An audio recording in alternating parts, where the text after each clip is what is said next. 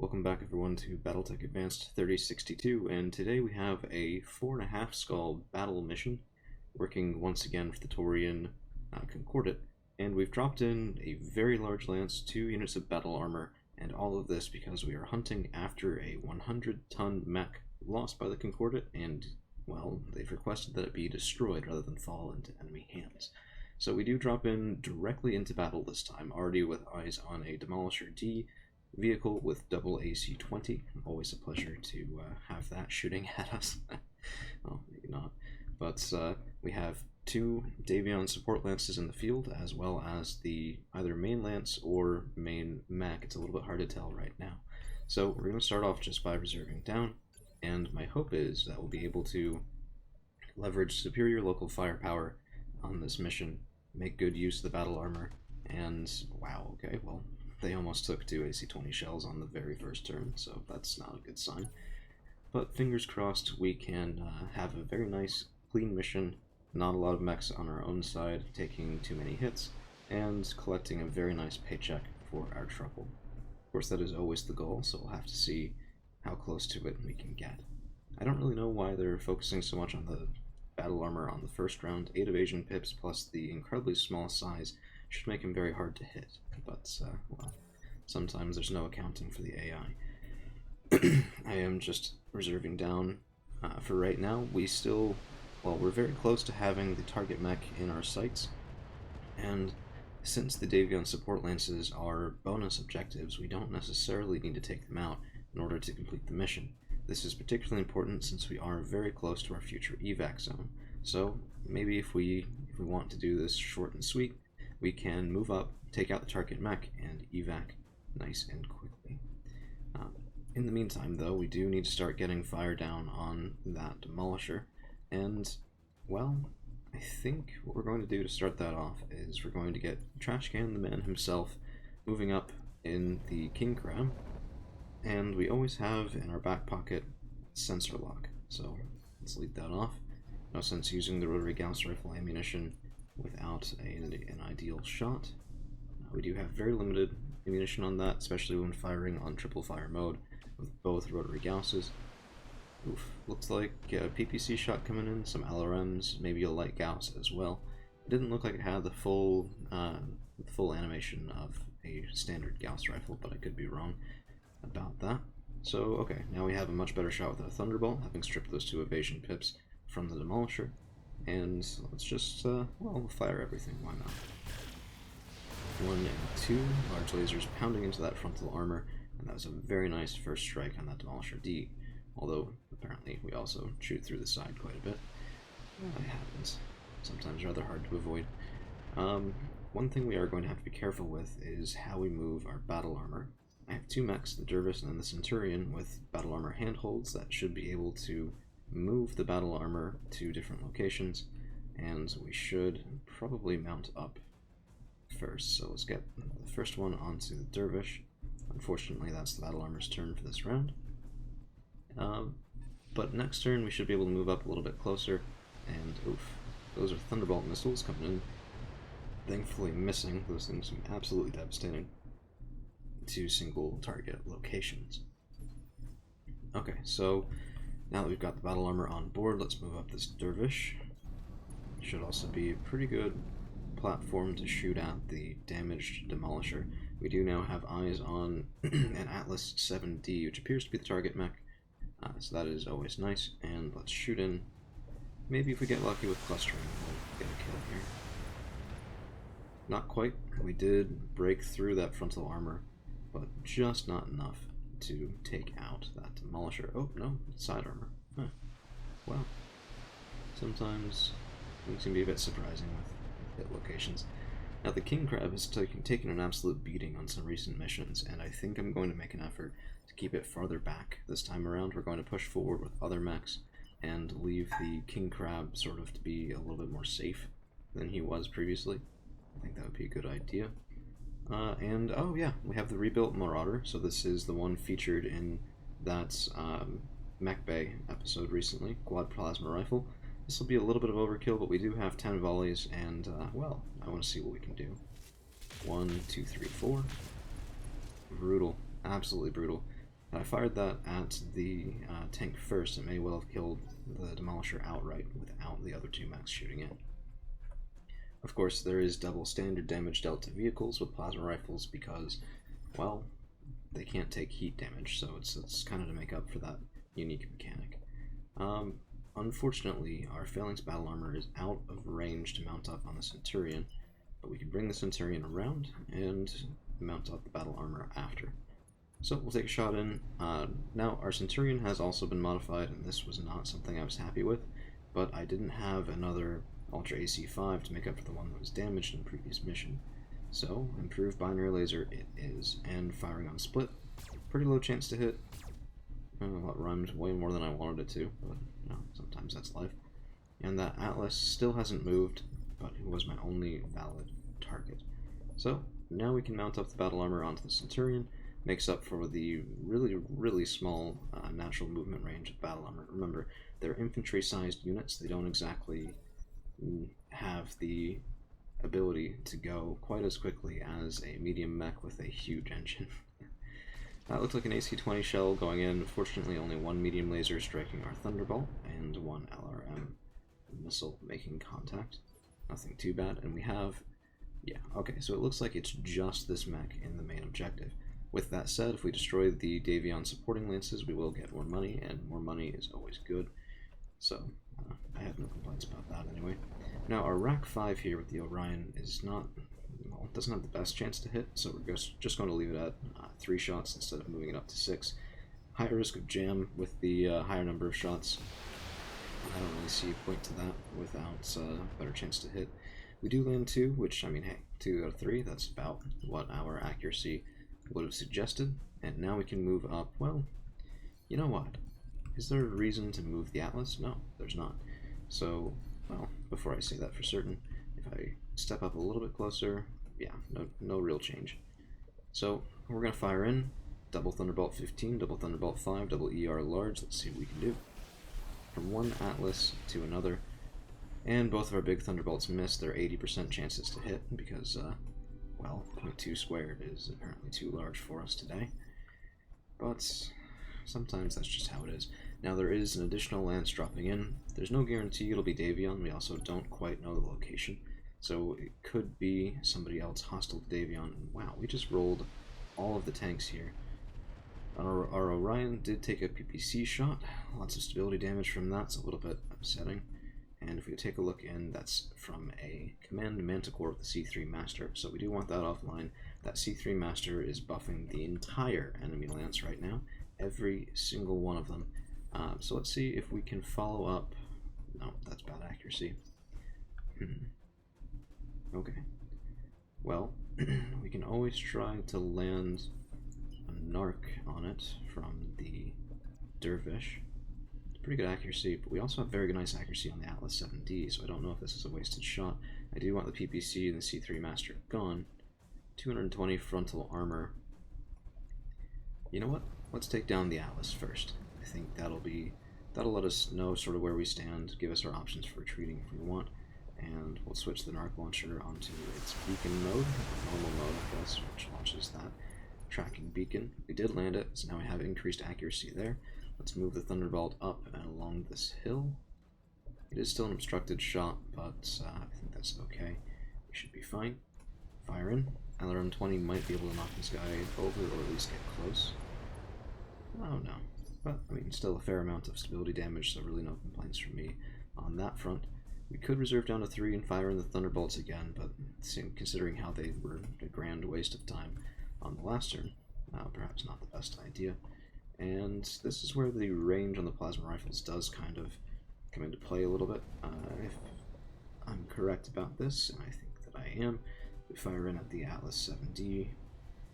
Yeah, well, 3 from height difference, 4 from long range. And the plasma rifle really needs to be a little bit closer in to be effective. But if we put a larger engine, we'd be really struggling with heat, and 2/3 chance to hit is good enough for me right now. Just fire in. 1, 2, 3. We landed all 4. Wow. That never happens on a bad chance to hit roll.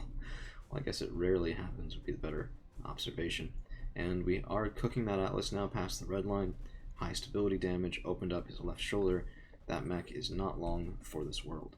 Now we do have to walk our Orion because of the stability damage coming in from that PPC. It does, of course, increase the risk that we might take it again on the next turn with less evasion, but taking out this Atlas will make it a lot easier for us to move up, kill that Command Manticore, and really start chewing through the opposition.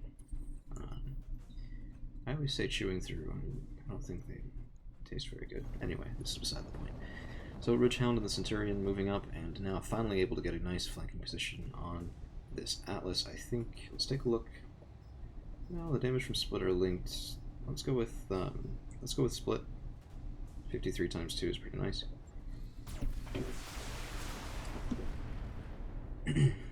Okay, that's a dead mech. So, yep, okay, we've completed our primary objective. We could now evac.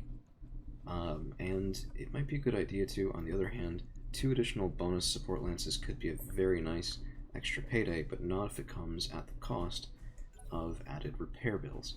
So we need to do a little bit of weighing on that front. I think there's really no bad option here. I don't think we're in danger of taking too much damage. All of those red numbers are from the tank that we killed. That's not from us. So sometimes when you hit technically dead mechs on the field, they can still register hits, which is a little weird, but you know, that's how it works. I think there's a mod to remove. I think it's called zombie mechs. Although zombie mechs actually also a valid role, but you know. So let's hope we land our Thunderbolts for 43. 1 going in, and the lighter ones, yeah, 1 landing in. Wish we could have had that kind of accuracy with 80% chances previously, but that takes out about half the Command Manticore's frontal armor, which is a very decent start. There's that light Gauss, there's another PPC coming in. I could swear that's a light Gauss, I could be wrong. Should probably check. And our Orion, piloted by Bobsled, is drawing a lot of fire.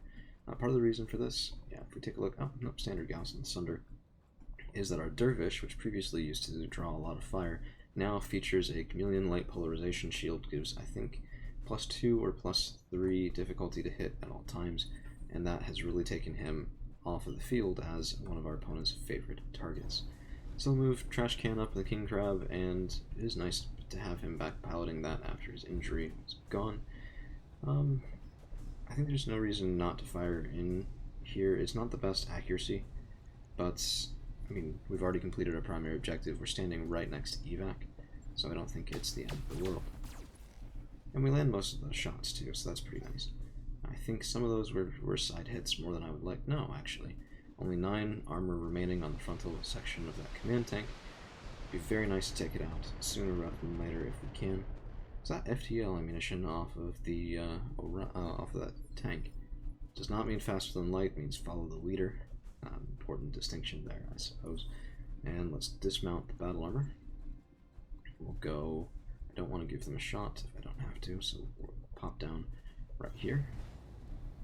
We need to mount these guys up first next turn. We can do that. And let's fire in with everything. We'll also pop shielded stance just to protect these guys in case this fails. Give me a kill, please. There it is. Very nice. Nice close range blast off the Phalanx battle armors. One of my favorite battle armor designs, I think. We haven't featured them on the channel for a little while, but yeah, I think it works out pretty well. Here are those Thunderbolt missiles coming in, and one of them does land for 72 damage on a single hit location on the King Crab, almost like an AC-20 shell going in. Well, not well. I think it was Thunderbolt 15. Looks like 80 original damage prior to our damage mitigation, but that chunked away some of our armor, which is never good. The other battle armor, I think we'll just brace. We're not in a good position to unload with his primary weapons, so there's no reason to dismount from our carrier vehicle. Is that more Thunderbolts coming in? Nope. Okay, LRMs. I mean, they are hitting the King Crab, and that could be a problem. I think this might be a case where discretion is the better part of valor. Yeah, I don't want to keep taking those shots. We are going to, I think we're going to evac. I think that's an alright idea. Partisan heavy tank. Wow. Is that a lot of AC-5s? Yep, Capellans are here, time to leave. That's pretty much how it should always go. Oh, there are Capellans? Yes. Okay, well, this planet's screwed. we're going to pop Vigilance to inspire the rest of the team. I'm hoping I can pop Vigilance on the King Crab as well. We kind of need it. Let's get Zephyr to just brace so that we're not giving them priority on other initiative levels. And we'll sprint over here. It's going to take us 2 turns to get to evac. It looks like we won't be able to make it on this one. We can fire in the Narc launcher. Well, let's do Vigilance. We'll fire the Narc on normal. 2 chances to hit him at 37%, and neither one landing through, unfortunately. Well, I mean, that happens sometimes. Now we have the Centurion moving, and we can get into the evac zone here. Let's take a look at what sort of accuracy we'd have. Longer range shots. We could go in after the LRM Partisan. Oh, streaks. Yeah, okay. Not FTL ammunition after all, but streaks. Yeah, I think that's a decent shot, so we'll take it. May as well. Precision strike going in on the Partisan, and we'll fire on linked mode. Just hoping to sort of, yep, okay, we got that to land. Lots of damage mitigation, kind of upsetting, but, well, it happens sometimes. Okay, so 63 left on the front of that Partisan. We can move up here and open up with the plasma rifles on it. We do have a precision strike available to us. Very, very nice. Alright, and Viper making us absolutely proud, taking those LRM-15s offline. All 60 of them. Well, 4 LRM-15s, LRM-60 total. Okay, that's how math works, yes. Good job. Okay, so we're just going to move the Thunderbolt a little bit. Try to get him... Okay, this works. Saying okay a lot, not really sure why. Sometimes that happens. It's difficult recording things like this, and you don't realize that you say particular words over and over again until you sort of hear yourself do it. I know I listened to Turin for a little bit for Total War, and he'll occasionally remark on that. And it's never really the same word, it's always something a little bit different, but every once in a while he'll get kind of caught up saying the same word over and over. It's a little entertaining, and more understandable than I knew at the time. So, let's see. Let's come in here. I'm not entirely a fan of this positioning. We're all so close to each other. But let's turn off the rack 5, not good enough accuracy there. Fire the LRM 20. Just to get a little bit of fire in the Sunder. We're probably not going to kill him before we evac, but I mean, it's not the worst idea. Worst case, something goes wrong with evac, and the mech gets knocked over, or takes way too long to get here, like this Atlas 7 that's sort of kind of far away, and maybe we'll benefit from having done a little bit persistent damage prior to evacing. Now, I haven't taken this for any salvage, and the reason is it offered a 2.25 million C-bill payout. Well, to quote Jane from Firefly, the money was too good, it made me stupid. I like that show. Okay, we'll fire into the Sunder. Coin flips on all of our weapons, per usual. We still need a better targeting system. And neither of the large Thunderbolts landing, once again, just... I don't know. It's been a while where we had pretty good luck with the heavier Thunderbolts, and now apparently the law of averages is coming back to bite us. I am hoping that with the Capellans landing back behind this Davion force, they might get pulled away, and they are. So, Rhino shooting at Capellan forces. We could get extra money for killing the Capellans too, but that would turn this into a bit of a slog, and I'm not sure that's what I want this fine morning. So, Hot Vigilance, hopefully move the King Crab a little bit out of the line of fire. I potentially should have done a precision strike there, but we'll fire in just the C3 Master, see if we can get target marks, and we do. I mean, hey, no problems with that. We will have to move the Atlas at least one more time, the Dervish at least one more time to finish, and finally those heavier Thunderbolts are going in at somebody other than me. Quite a big fan of that, after the damage to the King Crab. I mean, look at that armor. Near blow through there, starting at 210 for our side torso, and down to 65 off a couple of indirect missile volleys. Very, very deadly, and that's really what sort of changed my mind for risking this. I don't want to risk the King Crab for, you know, a 10% increase in pay, even though it is off of a good principal amount. So, on the previous campaign, we had a mission where there were, I think, 7 of us and 36 of the enemy. It was an escort mission, and the bonus pay was absurd. I got paid something like 4.8 million C-bills for that mission. But, well, I lost so many mechs on it. Granted, I was playing with more generous settings for mech recovery, so I think, I'm not even sure we lost a single mech. I was a little surprised. Should have been a 50-50 chance. Maybe I was just rolling hot on not dying that day, but I still was a little bit surprised. But, you know, we paid more than we made just to try to recover, so it really wasn't that worth it. Well, it looks like a good amount. It was a good amount, but so many mech repairs, replacing XL engines, replacing high-end weaponry that I didn't have, well, I didn't have spares of in inventory. It was a whole mess, and I have been a little bit gun-shy on going in for some of the truly heavier slugs since then, although we did do an attack and defend mission afterward, a couple weeks later, I think, and it went off without a hitch, so you know, by that time we had some slightly better mechs, better than we currently do as well. I've stayed away from clan tech on this campaign, and, well, if any of you guys want to see battles with the clans again, we have one clan LRM-20, I think that's it, from a base defense mission early on. But if you guys want to see more clan weaponry, more clan mechs, I can definitely go and do that, if even a single solitary individual leaves that as a comment. So we have El Duce finally reaching the evac zone, and there it is. Sumeyer coming in to pick us up. Okay, I mean, fair enough. We got some good use out of the battle armors, and, well, that's the completed mission. Thank you all for hanging around. We'll see you again real soon.